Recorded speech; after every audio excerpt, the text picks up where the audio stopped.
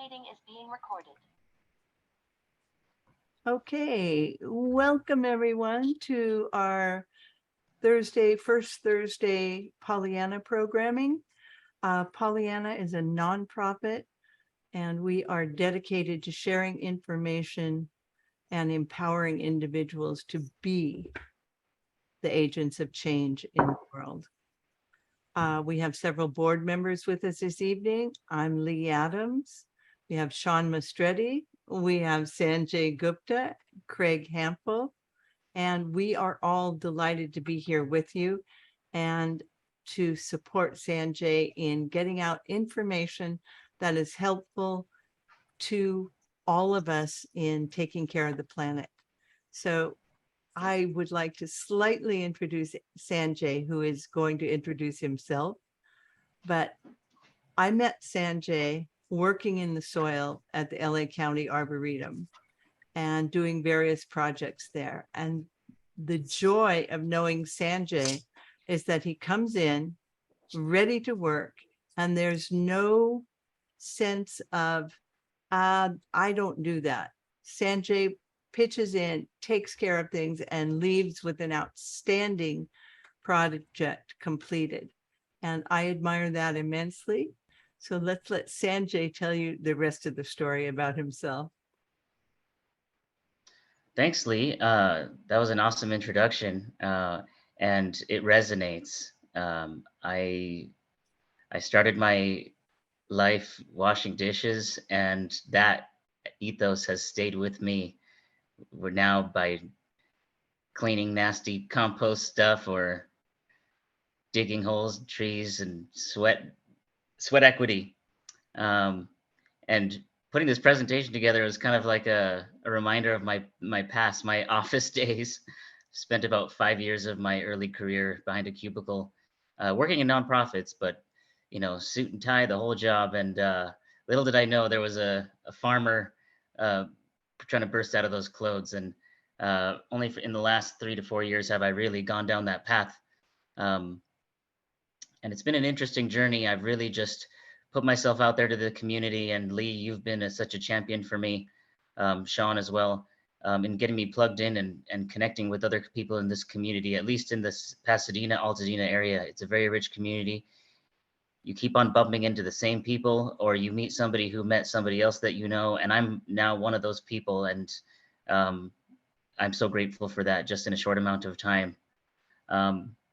I'm going to start the screen sharing process so we make sure that we get it running smoothly. And if I can interrupt here a moment, I failed to say, if you have questions, put them into the chat box. Sanjay won't be reading the chat box, but at the end, we will look at that and address those questions. That way you won't lose the question you have, and we'll have access to it. So thank you. Awesome.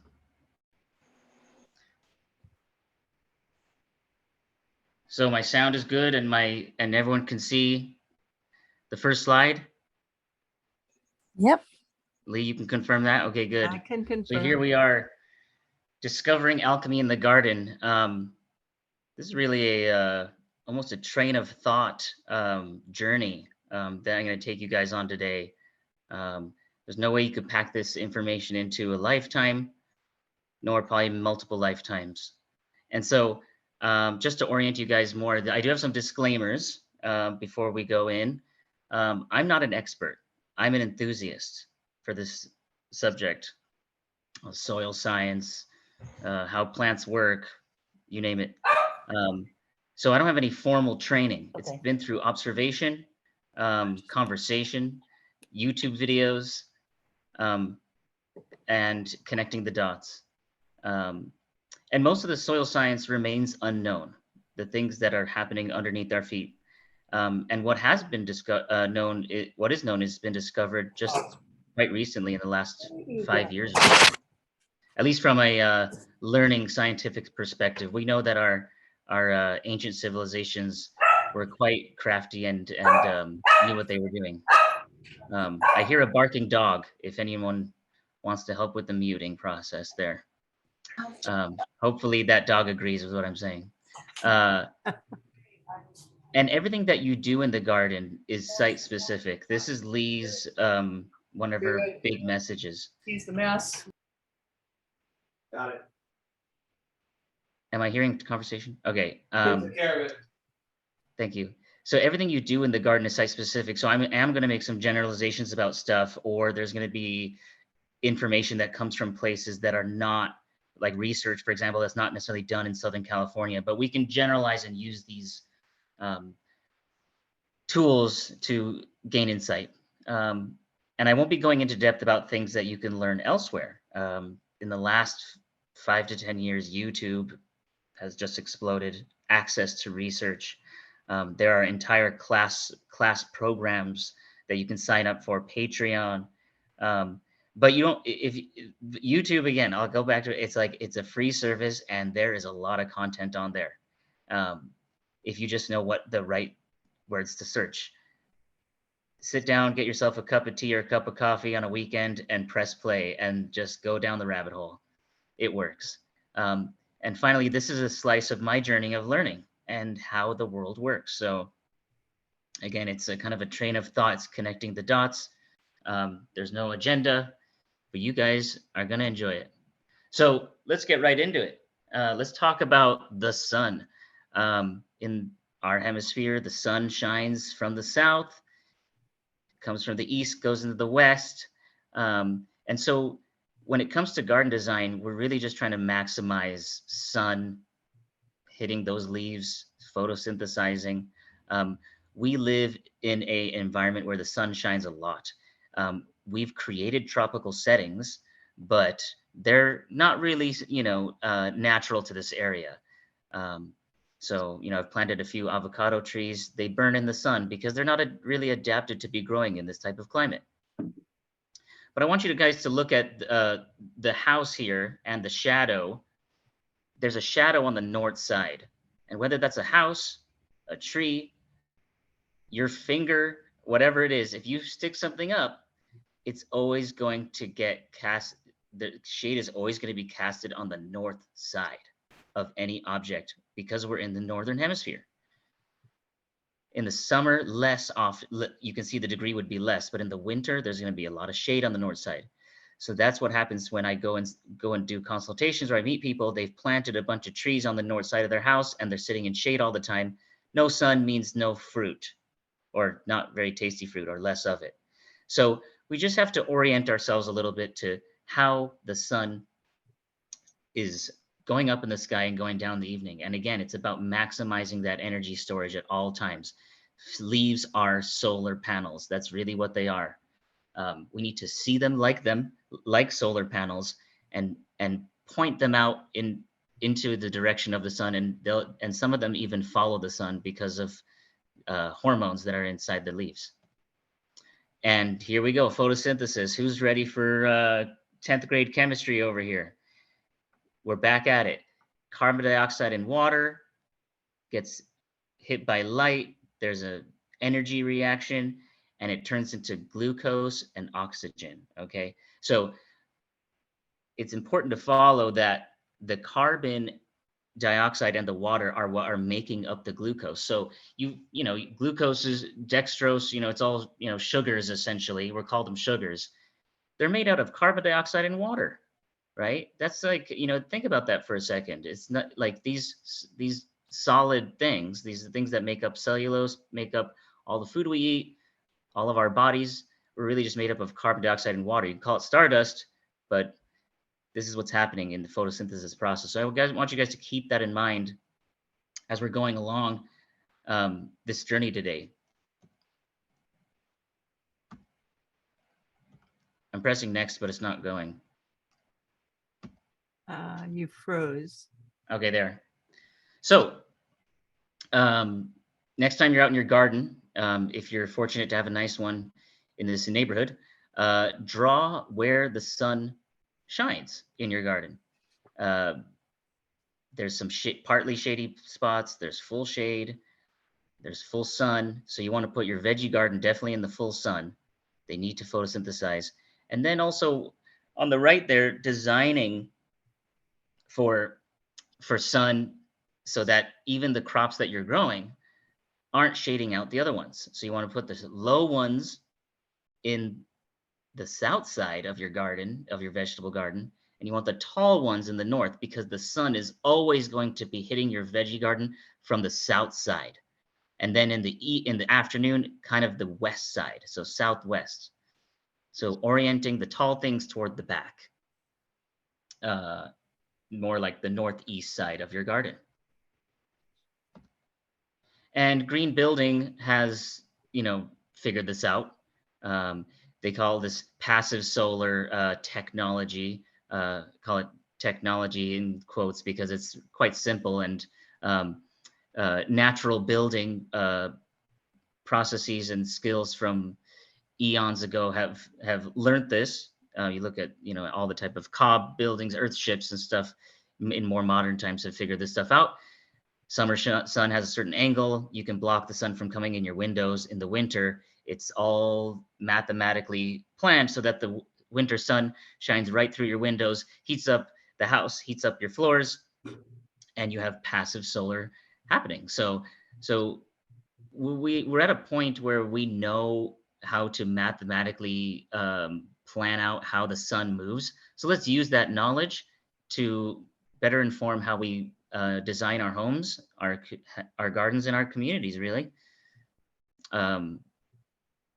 AC is not the solution. It's a Band-Aid solution. Anyway, and urban farms maximize photosynthesis. So, unfortunately in LA, we don't have the density of urban farms as you do in a lot of other cities. I'm not sure what city this is. If maybe somebody can tell me in the distance, but I've been to places like Portland, I've been to New York, I've been to other cities in Europe, and they have these big swaths of public land or privately owned land that have been turned into farms. We have a few in LA, but far too scarce. And there's no trees there, right? In LA, we love trees, we need more trees, but we need trees in the right places. We need them around our homes so that we can keep them cool in the summer. But not where we're growing vegetables, because they're casting shade. The trees are growing while the vegetables or whatever we're growing underneath is not getting that direct sunlight. This is kind of like what I see when I go to people's houses, because I do fruit tree care, vegetable gardening, you name it, kind of odd things like this. You've got these huge ficus hedges, privacy hedges. So we want privacy, but then we also want sunlight. So how do you get both?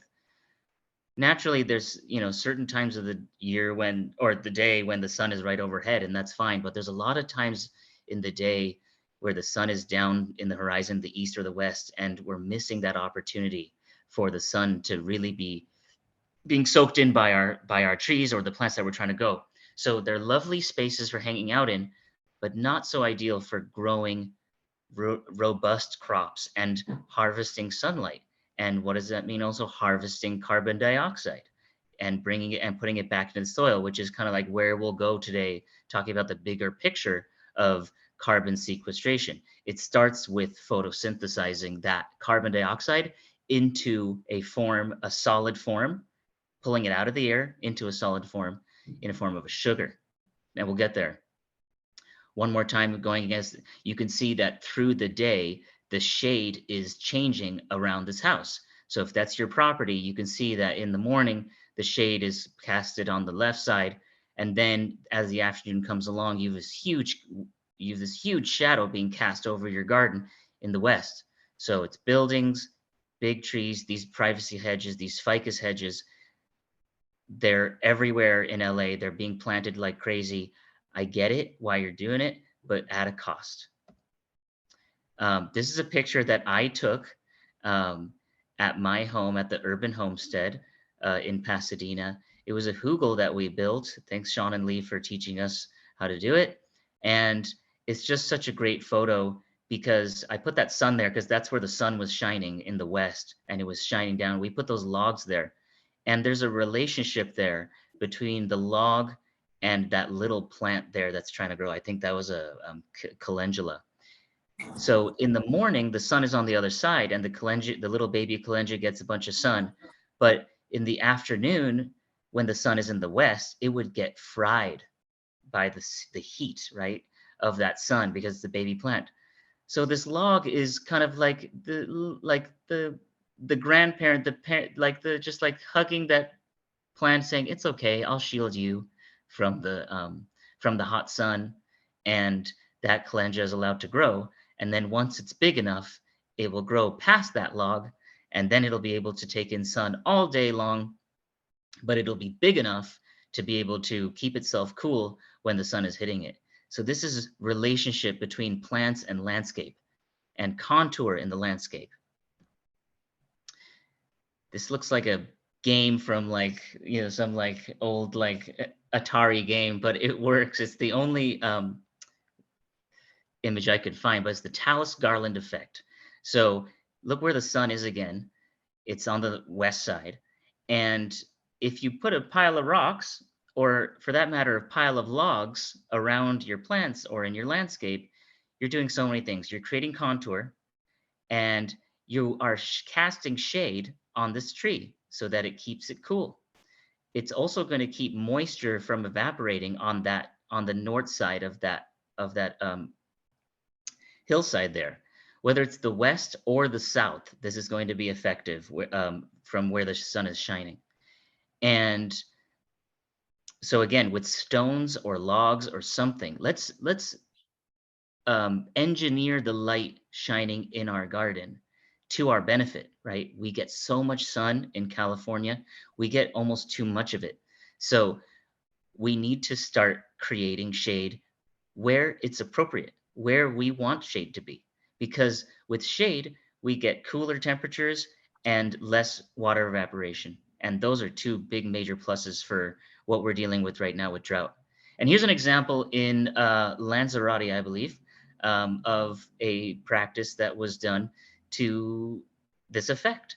And you've got these concentric circles of stones that are shading these little plants from getting cooked in the hot sun. There's another version of this that Sean taught us all about 6 months ago called a waffle baffle, he calls it. You can contour the shape basically like a Belgian, you can contour the landscape like a Belgian waffle, and those indentations are where you plant. And furthermore, not only are these rocks casting shade, but they're also doing something really interesting, which is dealing with the dew, right? The dew in the air. So it works at night when you're asleep, right? So today's October 6th in Pasadena. The dew point is 62 degrees. We probably won't get there tonight, but in certain spaces you will. And essentially, if the temperature of the rock is lower than the dew point and the air temperature is above the dew point, water will condense on the rock. You could say rock, or you could say log, right? Dense logs are very good for this as well. But if you've ever picked up a rock in the garden, it's always really moist under there, and hasn't rained for 6 months or whatever. Why is that? There could be the case that water in the night is condensing on the rock out of the thin air and dripping down to the bottom of that rock and watering the plants and nourishing the soil. Have you ever thought about this? And the thing is that in Southern California, we do have dry air, but we also have a big, giant ocean. And that ocean air comes in at night.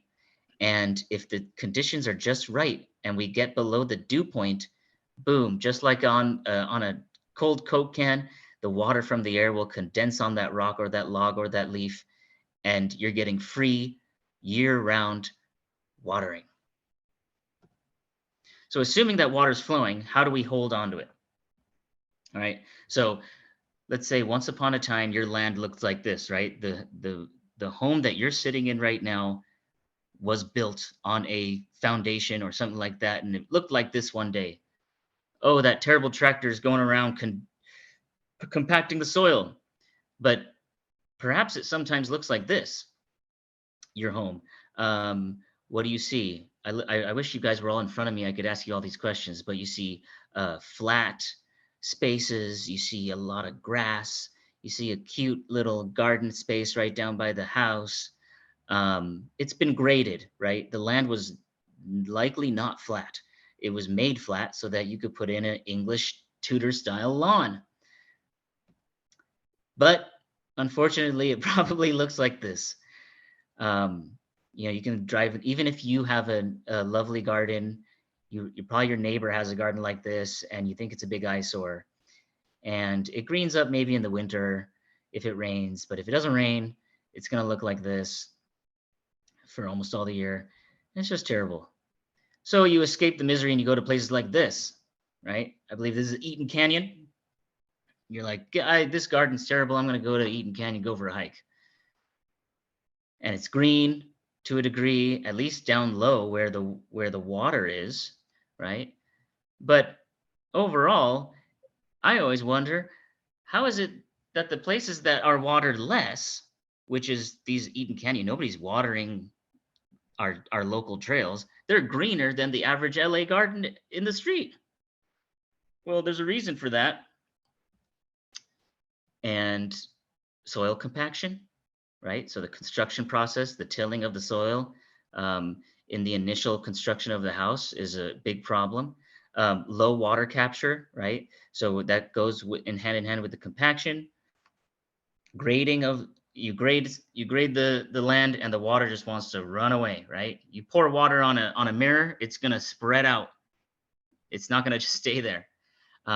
Shallow grasses, they're not able to hold onto the water. They have very shallow root systems. And yard waste hauling, which is a part of low nutrient cycling. So this is Craig's forte. You just can't, if you just keep on sending all your yard waste out to the landfill or to the dump or the green dump, you're just reducing the nutrients in your soil. And that's why your grass can't even green itself up, because all the nutrients are depleted or locked in a form that they can't absorb. So who can relate to this guy? I'm sure I'm getting a bunch of laughs right now. Is this you, or is this your neighbor? The misery of the endless watering. It's so sad. I just cringe when I see it. I feel so bad. They have good intentions. So have you seen this person in your neighborhood when you're driving down? Do you want to tell them something? Sometimes I felt like I want to stop and tell them that it's a big waste of time, or I really want to inspire them to so that they don't have to do that. So soil compaction leads to water and nutrient runoff, right? So the soil is so hard, like a hard cake. You've all seen it in your garden. The water, you pour the water on there and it runs right off. And with it, it can take silt, it can take top soil, it can take the fertilizer that you bought from the store and sprinkled on top, having good intentions. You put some water on there and those granules are just heading down slope or heading elsewhere, because they're just still sitting on the soils. Probably a year later, that powder could still be sitting there if it hasn't been processed. So it's almost like this. It's like trying to wet a dry sponge. You see all that runoff? I hope this GIF is working. Lee, can you confirm that people can see that this is working? This is working beautifully. Fantastic. So you know that feeling of when you're trying to like wet a dry sponge and the water's just running off? The other thing that I would say is that even if it's soaking in at the start, and when you're looking at it about 2, 3, 4 inches down, it could be running off then, right? So it could be a secret form of runoff. So that feeling is so frustrating when you're watering in the garden, and that needs to change. You need to turn the soil into a sponge. And this is the other one. Oh gosh, there it goes. All the nutrients from the plant that you just bought from the store or whatever grew and pruned, and all the photosynthesis that you took time to in your garden, you're just sending it all away. And in this modern world, there's a place for it, because we're not allowed to do any form of incineration of hardwoods or whatever without permits.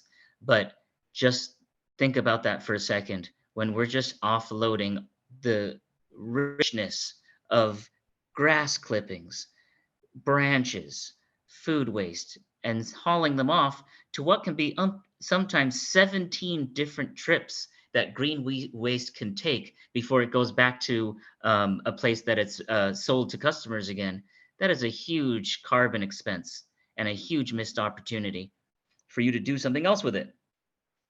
I promise we won't be talking about hugels today, which is a great way of using that green waste, because you can learn about that in upcoming workshops with Pollyanna and Studio Petrichor, coming to a site near you. So it's time to cultivate the soil sponge, guys. We want that sponge to soak all the water right up, right? So here's a little fun experiment. I drew this on my phone. It's a little fun experiment. So let's imagine a typical flat garden, all right? And what I did is I dug out all the soil from the right side and I dumped it onto the left side, okay? I just dug a trench, right? So that trench, we're at grade level, so you can imagine it can go back and wind as much as you want, left or right. But that's what I've done, all right? And it would look something like that, right? This is a technique in landscaping. It's called swales and berms, right? So I rounded off those parts there. It looks really nice. It looks like some interesting geometric shape, an infinity sign or something like that, for the sake of our little mathematics exercise that we're about to undergo. So let's say that it's 12 feet across from end to end. And so those are like 2 half circles, right? So essentially we're looking at a circle cut in 2. And the radius of that is about 3 feet, right? So now we've created a landscape with a hill and a valley, right? This could be any size you want it to be in your garden, right? So now, if you think about it, we've now got a new essentially surface area that we can work with for planting our perennials, our annuals, you name it, right? So remember that radius is 3 feet, and so 3 times 4 is 12. So that's the linear length. If we were to go from A to B right across, the shortest distance would be 12 feet, right? But how long is the yellow line? Right? Is it the same length? We didn't add any soil to the landscape. We didn't take anything away. We just dug a trench and poured the soil onto the side. All right, we're at 12 feet. Here we go. So berm and swale distance is going to be essentially the circumference of a circle. Those are 2 half circles. So what's the circumference of that circle? Pi is 3.14. The circumference of a circle is 2 pi r. It's all coming back to you now, 9th grade, 8th grade, 9th grade math. The berm and swale distance is going to be 2 times pi times r, which is 3. That's 6 pi, which equals 18.84 feet. The yellow line is 18.84 feet. What have we done? We've increased the surface area of our yard by 6.84 linear feet, just by creating a berm and a swale. This is insane. What is the winnings of that? That's a 57% increase in surface area, growing space, and something we don't always look at, habitat, right? Habitat. When we go back to that Talus Garland effect, think about the sun also shining from the west there on that berm. It's going to shade that lower level in certain times of the day, which is great hiding habitat for lizards and for bacteria and for all nesting critters of all kinds. So there you go. Look at that. Look what it could be. You get water accumulating in the bottom. If you really want to and accelerate the process, put the hose down there and get some water flowing in there and make a little wet river versus a dry river. Line it with some rocks or whatever. Be creative, but you've created 57% more growing space. And this is scalable at any size, from 3 feet to 300 feet. It's always going to be the same, 57% increase. So look at this. Look at how the water over time is going to infiltrate, because the water over time is going to soften that soil. It's going to flow in. There is a slight slope there, if you can see, from left to right. So that's why the water is flowing. If this area was flat, the water would run right past where it says berm, crash into those trees, crash into those people, crash into those tomato plants. But the water is now seeping down below. It's not groundwater. It's not aquifer water. It's close to the surface water that can be pulled up by these plants as they need it. And it's pulled up through capillary action. That's how water works, folks. So these are ancient techniques for a modern world. You've seen it when you've gone to other countries or even in the United States, terracing of some sort. There's different variations of this, but this is really the key line. It's the where it's contouring, right? You've seen it on topographical maps. It's the same thing. That's where the water flows laterally in the landscape versus rushing down a hillside. We want to capture that. I'm going to interrupt for a moment just to give you Yes. a heads up that it's 7:35 and keep you on track. We could listen forever, I'm pretty sure. Okay. I'm gonna have to speed up. So this is scalable any size from a aquifer to a swale to a little tiny little hoof imprint by an animal. So you got to look at the patterns. Big forest to farm, it's all the same. And even in where water flows, whether we intend it or not, nature doesn't discriminate. And even those little cracks in that brick is like a mini swale where water collects and plants grow. So now time for the alchemy. Thanks, Lee, for getting me moving faster. So this is a picture from Kiss the Ground. I just love it. It really shows like what we want on the right and what we're doing right now on the left. It's this great side by side to take in. Beautiful artwork by Kiss the Ground, Maggie Eileen. And Dr. Elaine Ingham is one of the pioneers of the soil science that's underneath our feet. And she has such an extensive classroom online and also things you can sign up for. Take her name down. You'll be watching for hours. So she has to be given credit.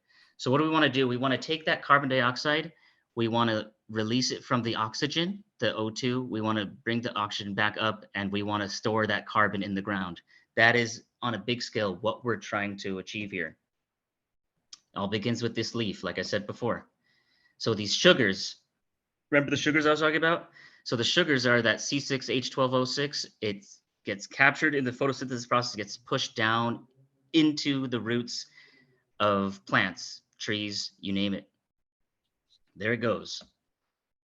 Again, this is the process. Remember it. But those glucoses, it's not like the trees are eating the sugar, they're sending it into their roots for microbes to eat, right?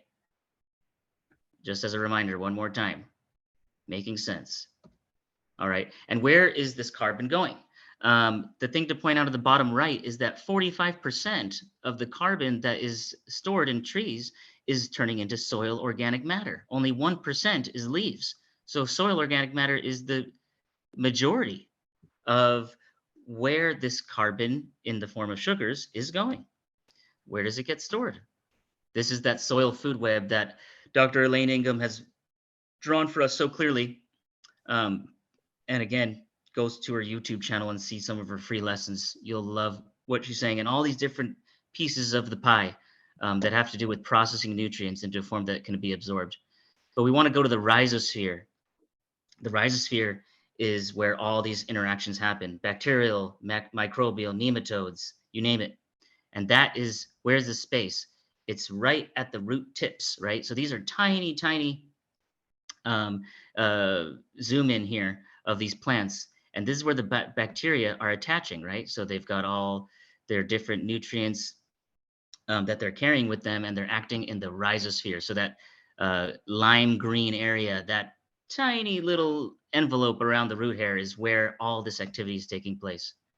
Virtually all the elemental nutrients acquired to support plant growth pass through the rhizosphere before being taken up and incorporated into plant biomass.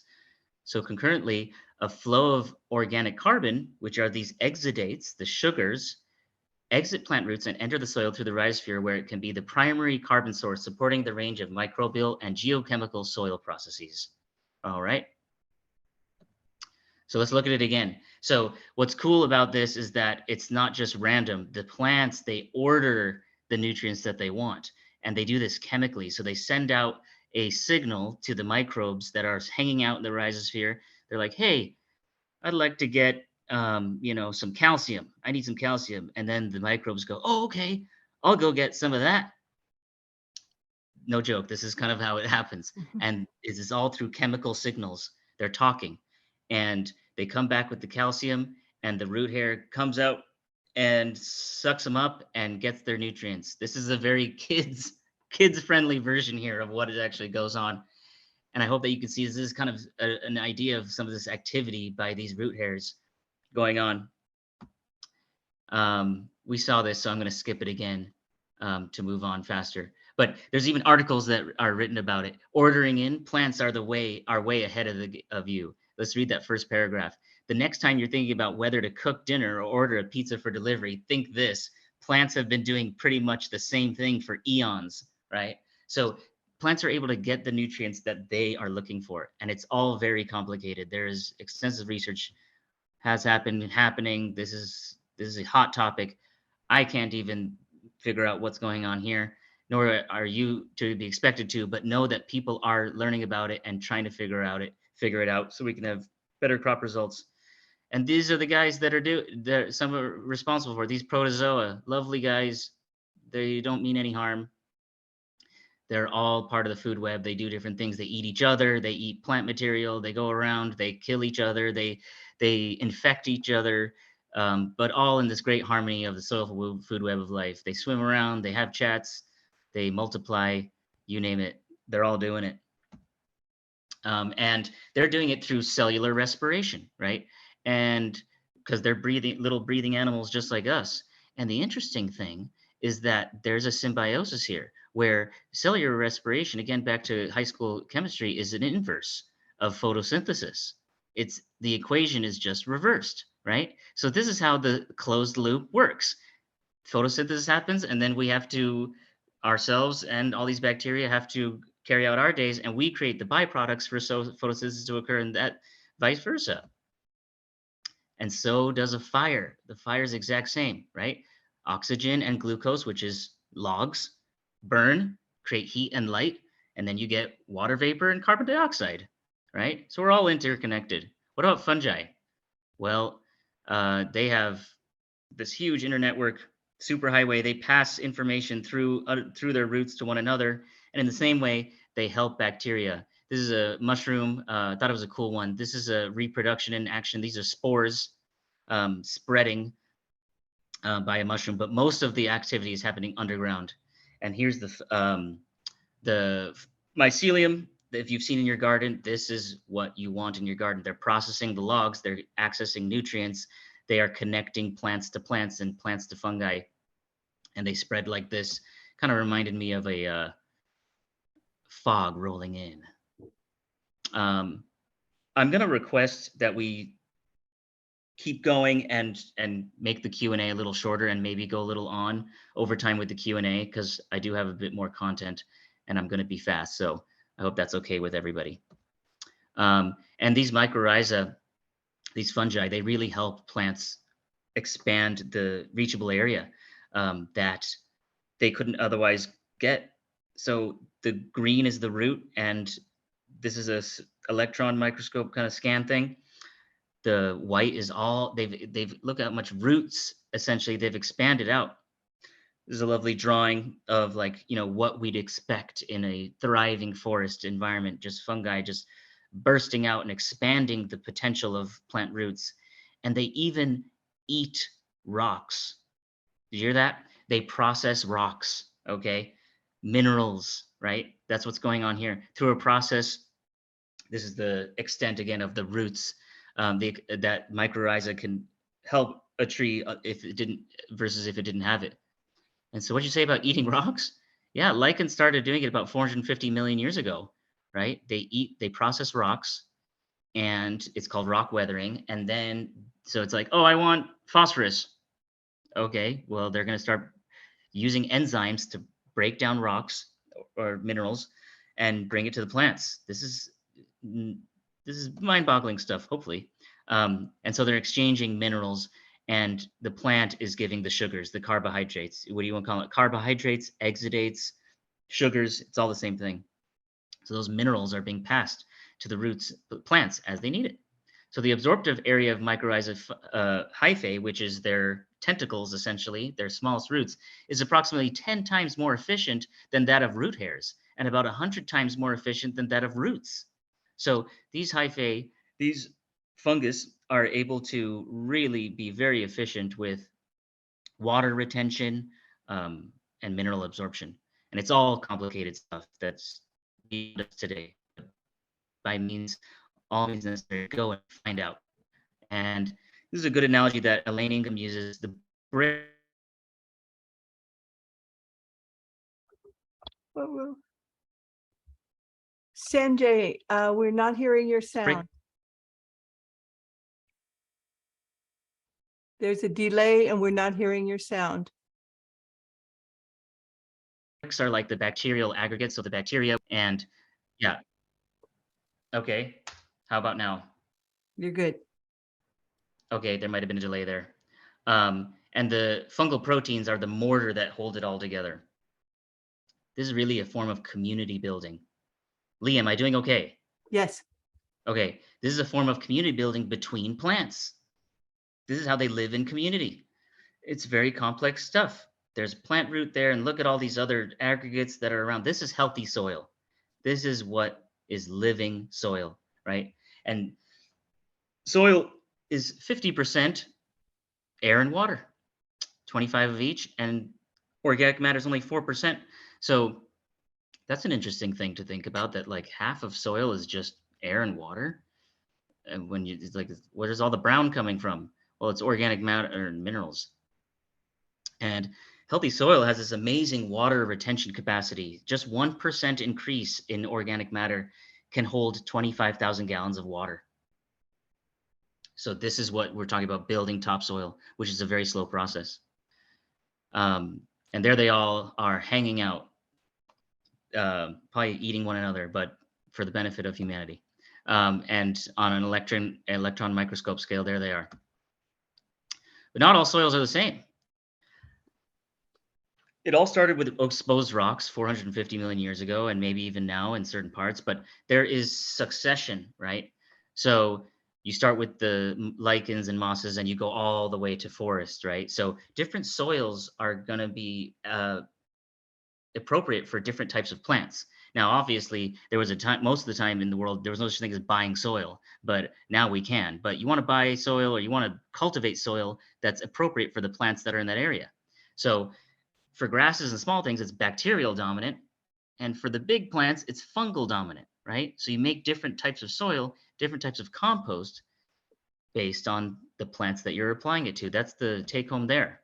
And they change in alkalinity or pH. So you can test for pH, and then you might know the nature of what types of plants would really succeed there, and the different chemistry that's going on in the soil, based on what plants are observed, that you observe there. So there's all these orientations.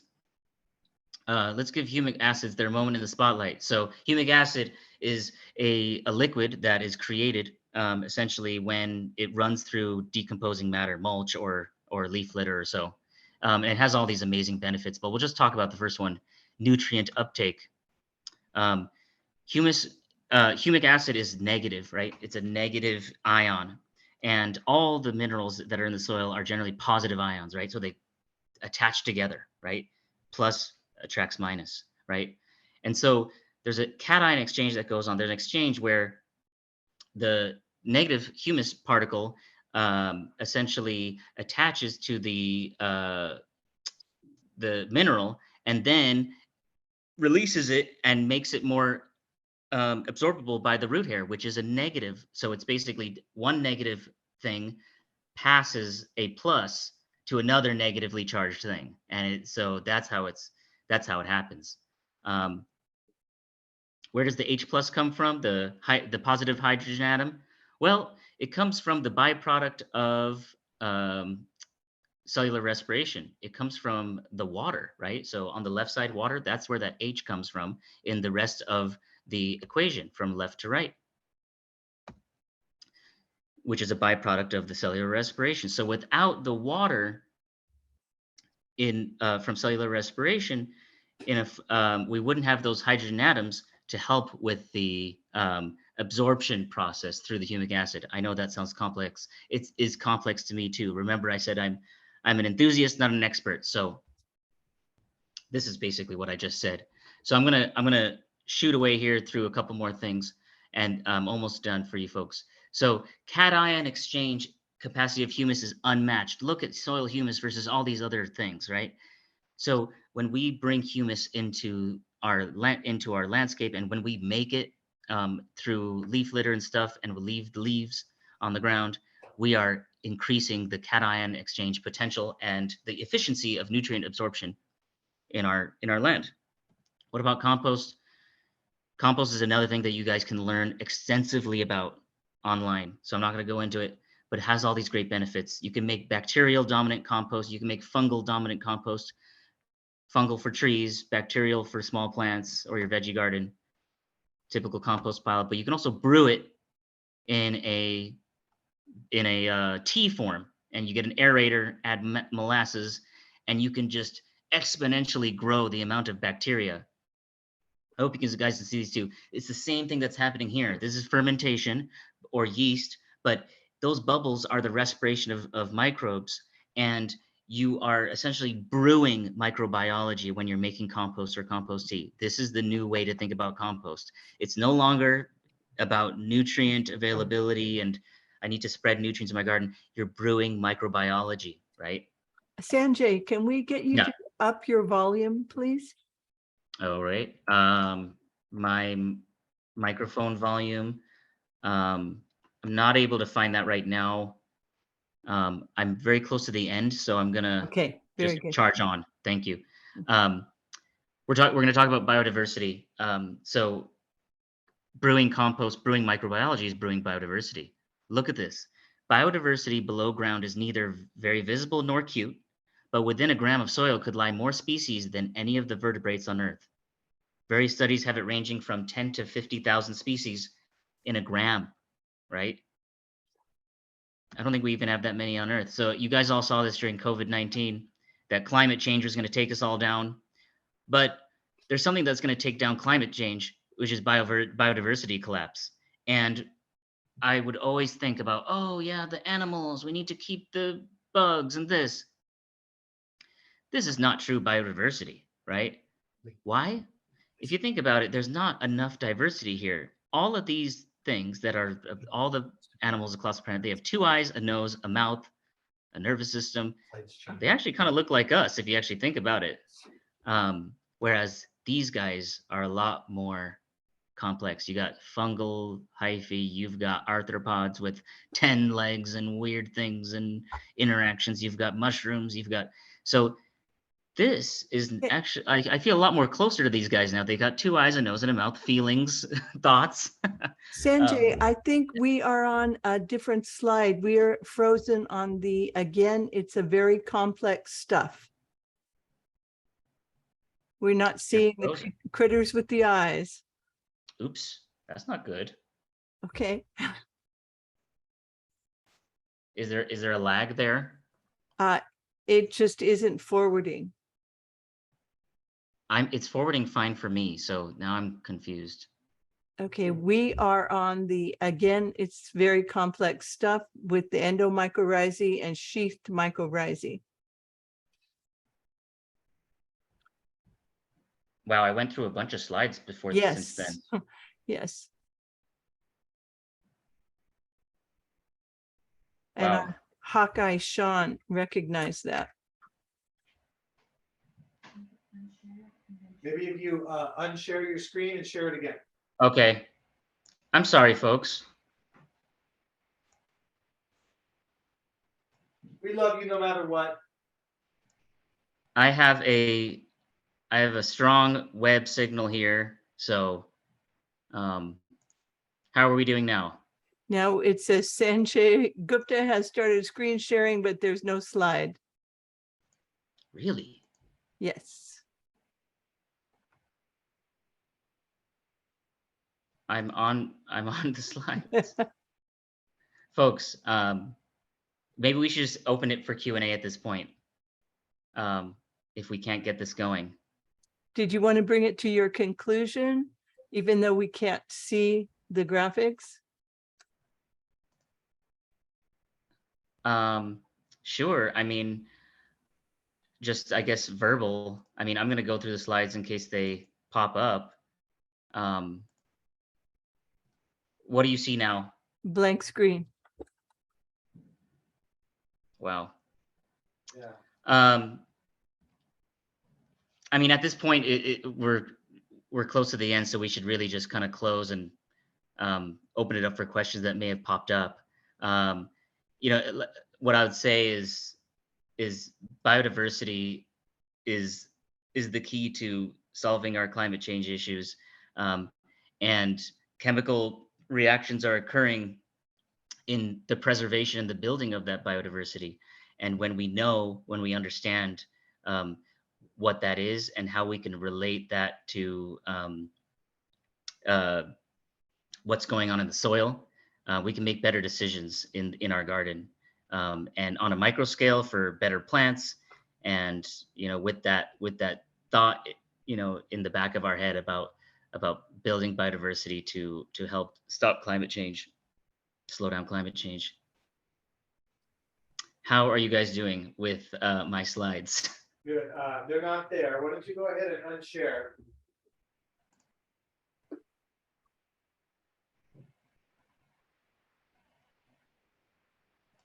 Right.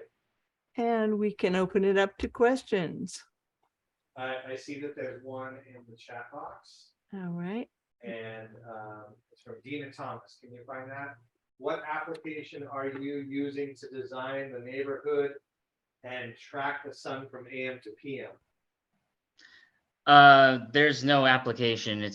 You can start with an observation. There's probably resources online that could help you, but really it's just through observation, and just mapping by hand is sometimes the most effective. At least from my knowledge. I'm not a landscape Google Earth architect. is a great place to start. Mhm. Google Earth. Do we have some more questions, or Sean, are you screening the chat? One, Heather Turpin says, please come educate my HOA. Yes. Please educate all HOAs. Yeah. I tried sharing one more time. We're blank. Out of curiosity. Blank. Blank. What It just happened? tells us that you started screen sharing and there's nothing there. Sanjay, if you'd be open to it, if you want to share the PDFs or the slideshow with us, if you're open to that, we could Okay. We could share it with attendees only. All right. Yeah. Yeah, I was really just going to wrap up, and I had some cool pictures to get you guys spiritually awakened, so you didn't miss out on too much. Connecting the dots, if you look at the Fibonacci sequences in the nature, shells, hurricanes, galaxies, they're all spiraling in the same form. Connecting the dots, seeing the patterns in nature, help you make better decisions in the garden. Finding places where water accumulates, making little indentations in the land. The land wasn't flat. It never intended to be. So start just digging little trenches, holes here and there. Create contour in the landscape, and nature will do a lot of the good work for you after that, because that's the way it was intended to be. Not through some master plan, but that's just the way that nature works, through natural selection or something, evolution. So do we have some more questions for Sanjay? He's all ours for a minute or two. There's a question from Dina Thomas. What's your favorite compost, hot or cold compost? Cold meaning like vermicompost, I'm assuming. Um, with the worm farming is a lot more sensitive a system. Uh, you have a chance of them running away or dying under bad conditions, anaerobic conditions. Bacterial compost, you just put nitrogen and carbon sources in a pile, water it down, make sure there's airflow, it's going to heat up. Get yourself a compost thermometer, and that'll do all the telling for you about what's going on in your compost pile. So bacterial compost is definitely the way to go for the average homeowner. Vermicompost, you can get small batches at home if you're doing it right, but I just leave that to the professionals. Can you describe the compost tea process? Says Craig Hampel. Fungal versus bacterial. Are you using any additives? Yeah, good. It's a good question. So if you want fungal dominant compost, you want to use a lot more wood chips and mulch, right? Because that's the fungal food. That's what they love. Um, it is common for people to go to local forests and get um, essentially the local indigenous bacteria and fungi spores or whatnot to help them inoculate their garden with it. Um, I heard this conversation the other day how like eucalyptus trees are all around California and the logs have such a hard time breaking down, which can be a good thing or a bad thing, or their leaves. Why is that? Because our landscape doesn't necessarily have the Australian indigenous fungi and bacteria that were co-evolved to process those logs or of the eucalyptus, right?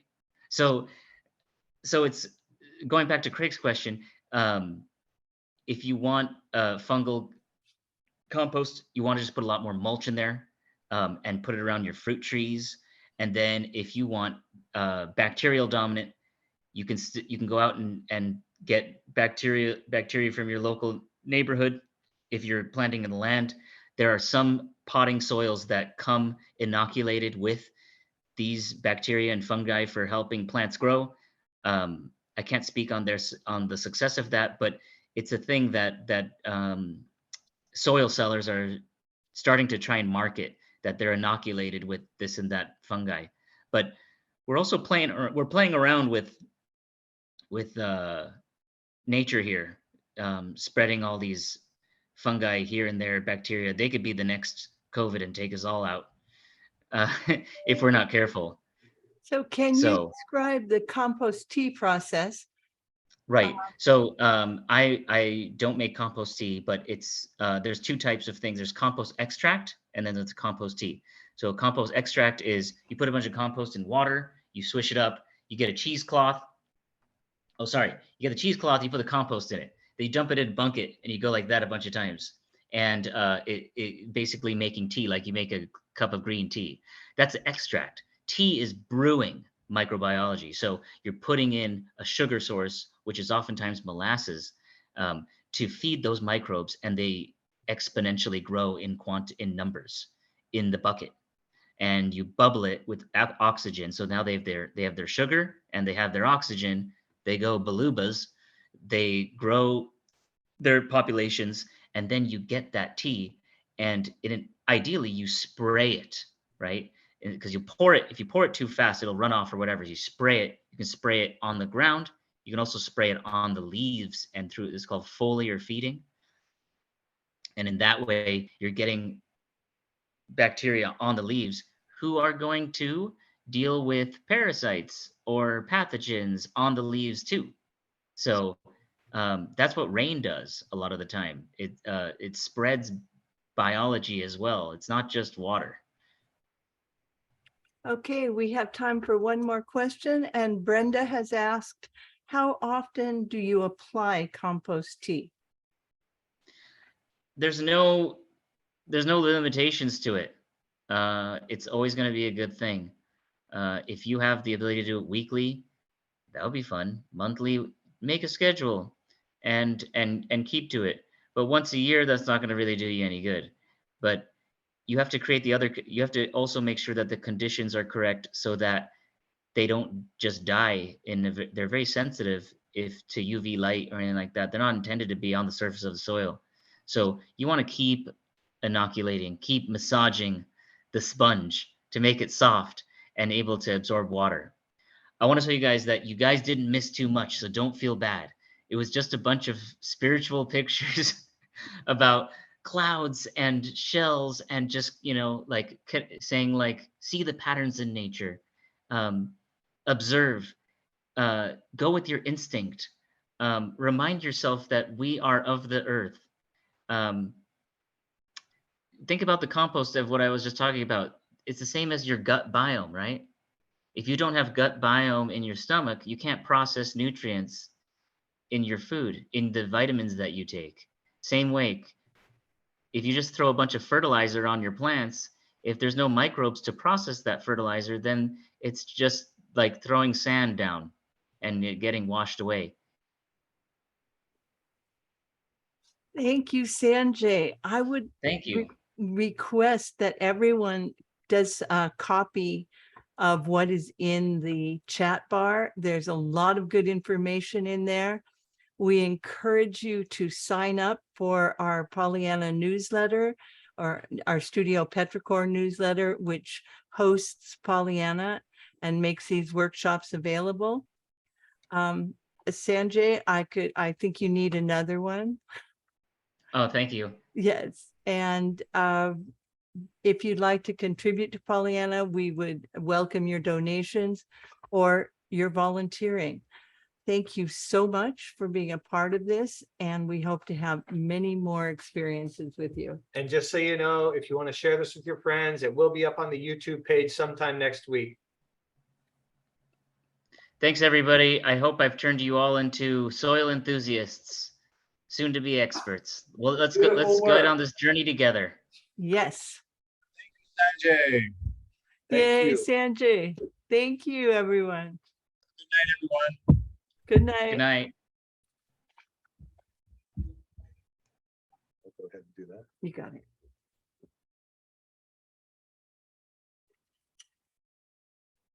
Let's get this recording.